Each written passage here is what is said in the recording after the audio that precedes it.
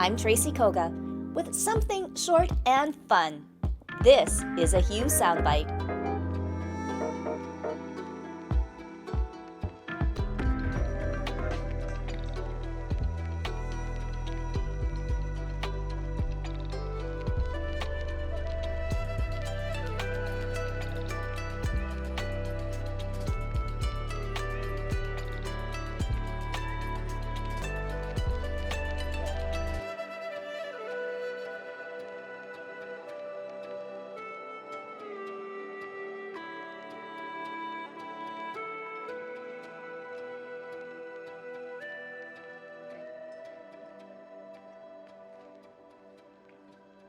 Well, Terry, Osono, I am honored that you have come here today because it's all about sharing your story from the beginning to where you are today.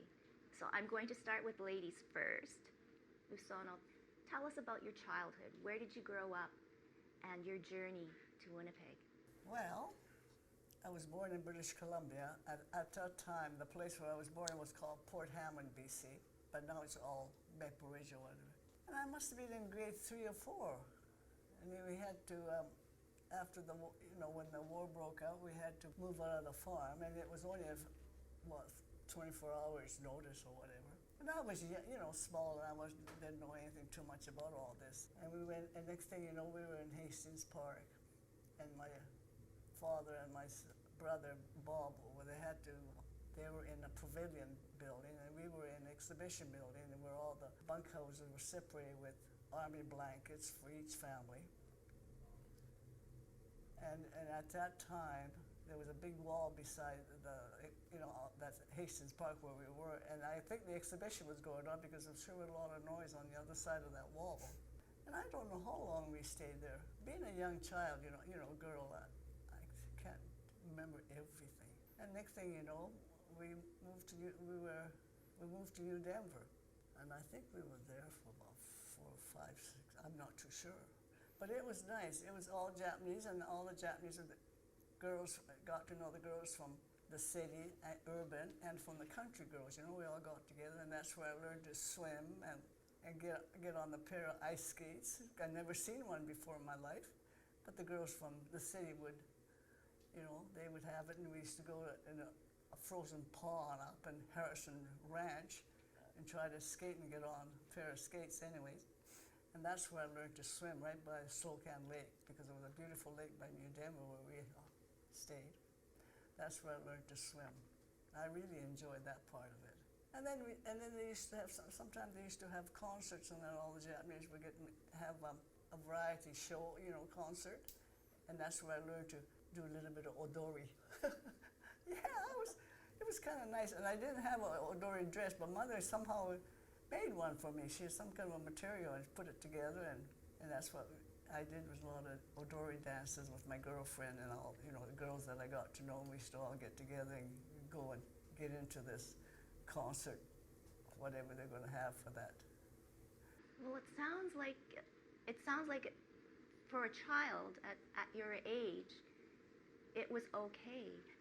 But did you ever have a sense from your parents that things weren't totally? Well, for that, I think my father was really, my father and mother, yes, of course, to leave everything behind. And they only took the bare necessity. But one thing that Mother always insisted that she take that sewing machine with her. So the sewing machine followed wherever we went. But a lot of things we just had to leave behind in a bedroom upstairs. And Dad nailed the board against the wall, the door, and make sure that nobody would enter it and whatever. But next thing you know, we didn't go back to see it anyway. So. Well, and you're here with your son. So how did you meet your husband, Mr. Tully? Well, from New Denver, we had to go someplace, and my oldest brother, Yas, was in Winnipeg, and so we came to Winnipeg, and we were in an army barracks, someplace in Tract, someplace for a while when we came to Winnipeg, because we had no place to go at that time, and all the Japanese were in some army barracks, I'm sure. But anyways, then of course we can't live in that barracks all the time. My brother said, "Oh, better go to the sugar beet farm." I thought, well, yes. I said, even when I was a kid, I said, no, we stay in Winnipeg, and then, we can go to school, and as we get older, we'll be able to help with the pay pay, for the house and whatever. No, he kept insisting we go to the farm. So that's how we ended up at Tully's sugar beet farm. And I can remember being driven out to the country, and I can remember this field of yellow. I guess it was yellow, field of yellow. It looked so nice, but I guess it was mustard or whatever. But anyways, at that time when we moved, I think the next spring, I think all the Japanese that were there before at Tully's, like the Kaidas and Nakais and Tazumis and Hiro, they were all moving into Winnipeg because they had bought a property, I guess, on outskirts of Winnipeg, and that's where all they were there for 7 years or so, I guess. And then the next batch came, and of course when we moved there, and a lot of the Japanese that moved away, the Tullys would bring in Dutch family and Germans and the Polish, and, from Europe, and it was just like a United Nations. We're all working together, picking roots and doing sugar beets. And yeah, it was just, and we all kind of got together somehow. And then of course, Mr. Tully had a daughter named Joyce, and Lauren was there too, and I got to be a good friend with Joyce. We used to chum around and play baseball catch or whatever, ride a bicycle to our neighbors to visit.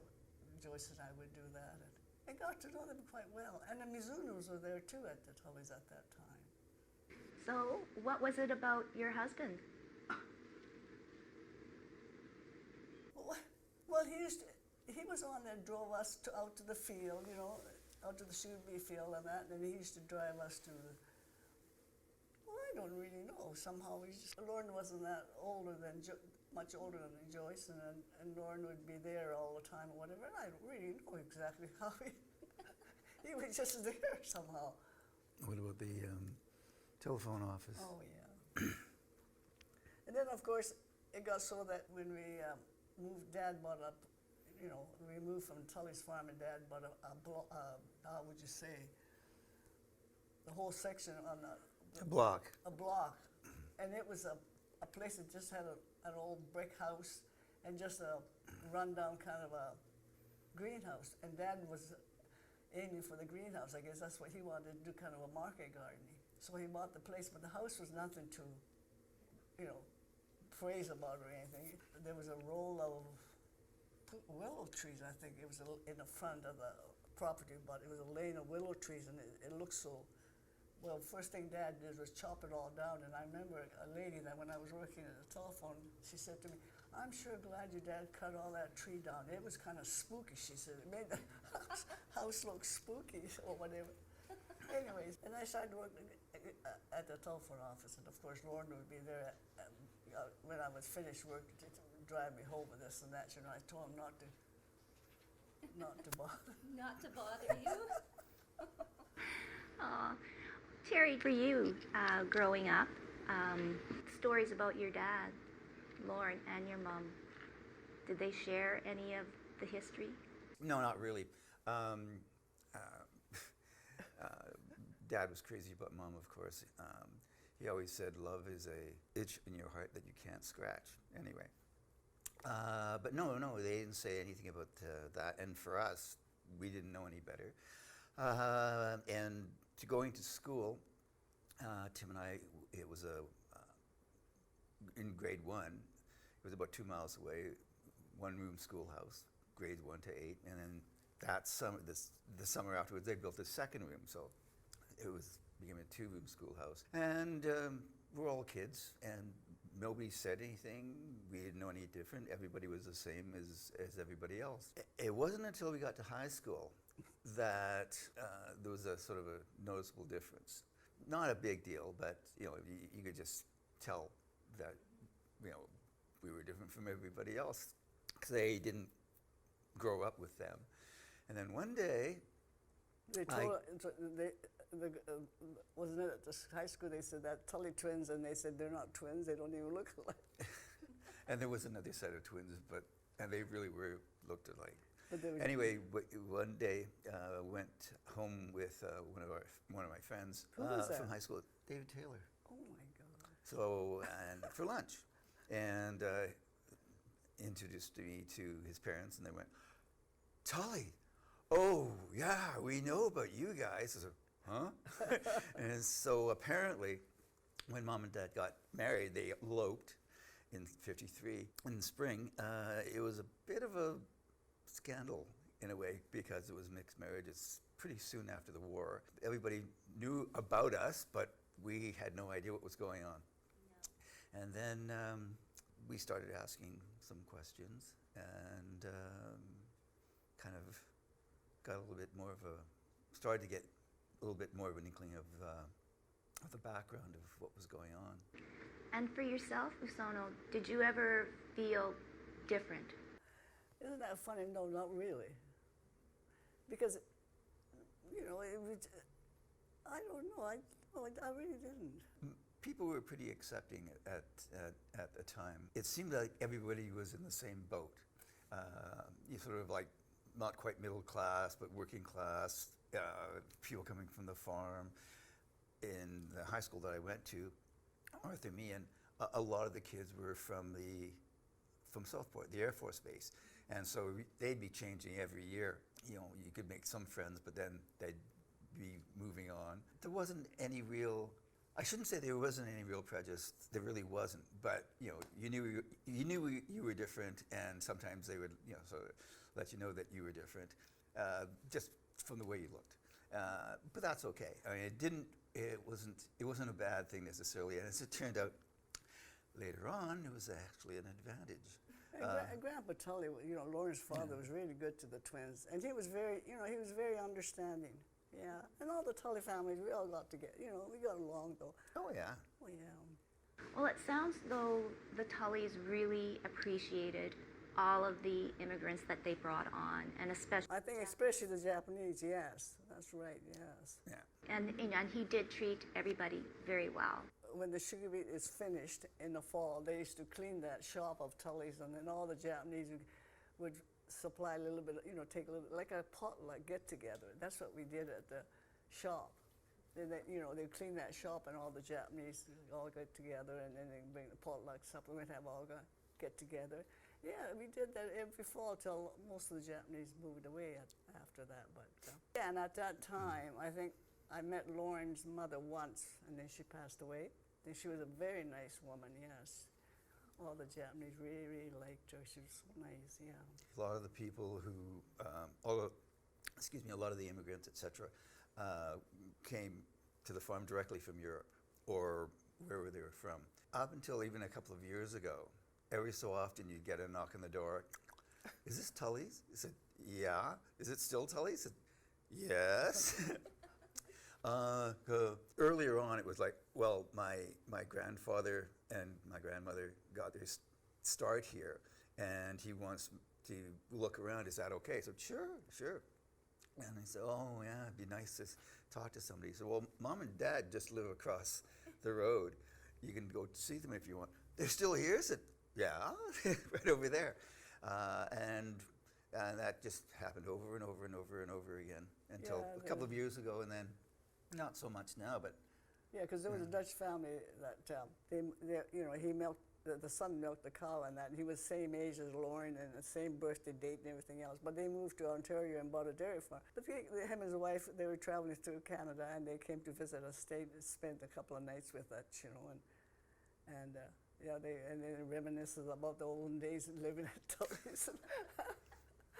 Yeah, and then there's one of those Sato girls, Fred Osato. I don't know if you know them or not. But anyway, Fred Osato used to have a grocery store in Winnipeg, but he's long gone. But they used to live at the Tully's Osato family, and one of them, Ruth, was the one that came back and came to the farm to visit. And she was saying the first thing she noticed about the farm was the trees were growing so tall. And she said she thought the shop on that looked so big, but now she said, sure, it doesn't look very big. She said, yeah, they were kind of reminiscing the yard on that, you know. And then she asked me if Jack was around, like Lauren's older brother. And, oh, yes. I said, he's still around. And she wanted to meet him because I guess, you know, because they knew them when they were living there. So, yes, she was, yeah. And then a lot of the others came around. The Hiroka boy, one of them came along from St. Claude. Was she not married to a girl from St. Claude?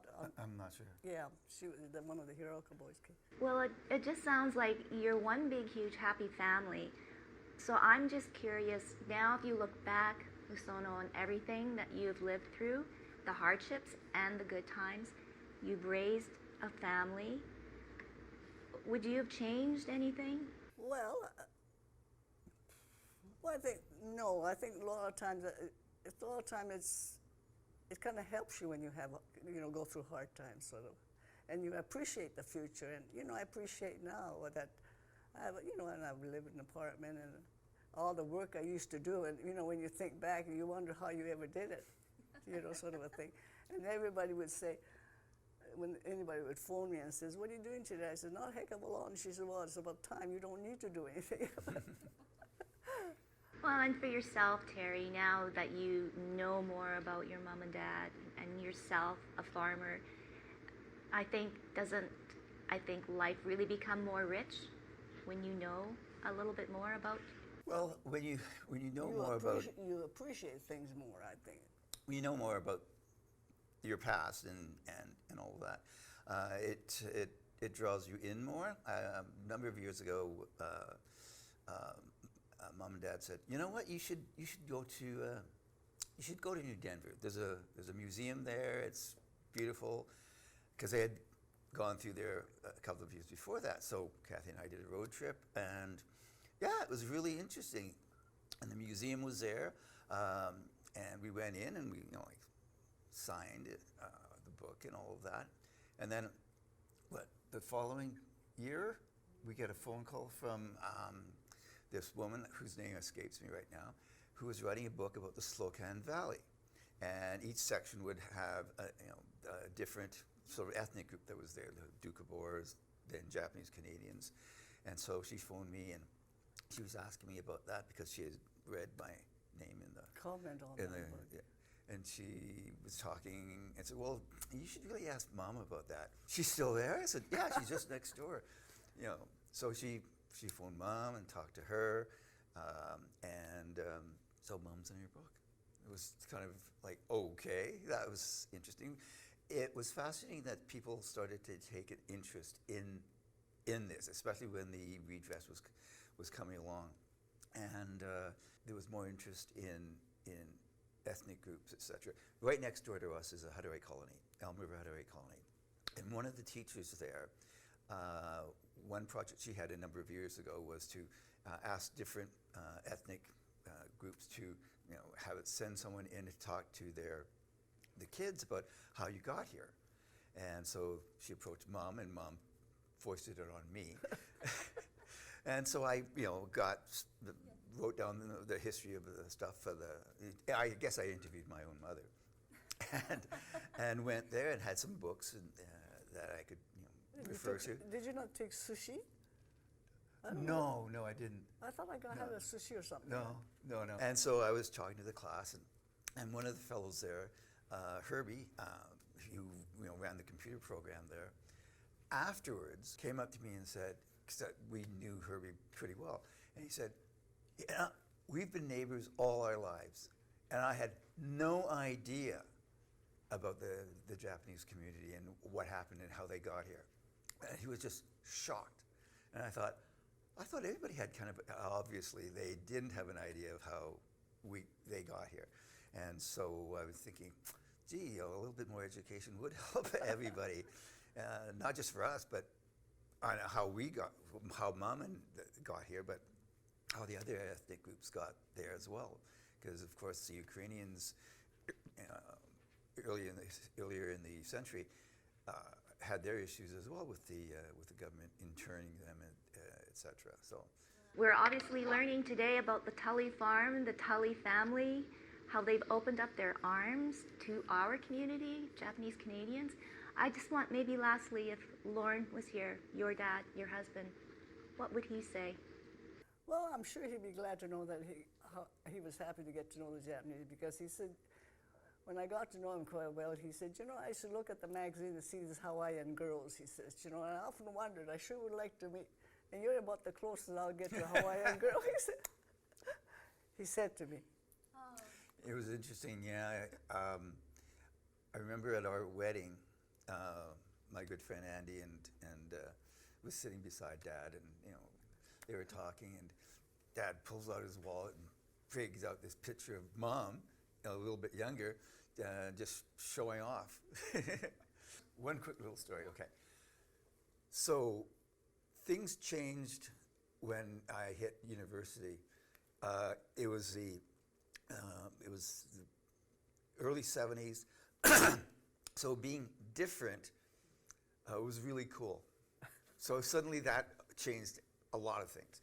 And I remember I was one summer, had some money. I went to Europe and, doing the ruins. So I'm in Greece, and I'm in a taverna with all the other, kids, and we're talking away. And this one girl across the table kept looking at me, and I thought, okay, I get it. I've been getting this the whole trip, because Asians didn't travel at that time. So, and they didn't quite understand what I was or who I was. And so she kept looking at me and said, oh, let her stew on this. So finally, she couldn't stand it any longer. She said, I give up. What are you? And I said, I'm Canadian. You're an Eskimo. I said, no, I'm not. Well, I'm sure he'd be very proud of both of you today. Thank you so much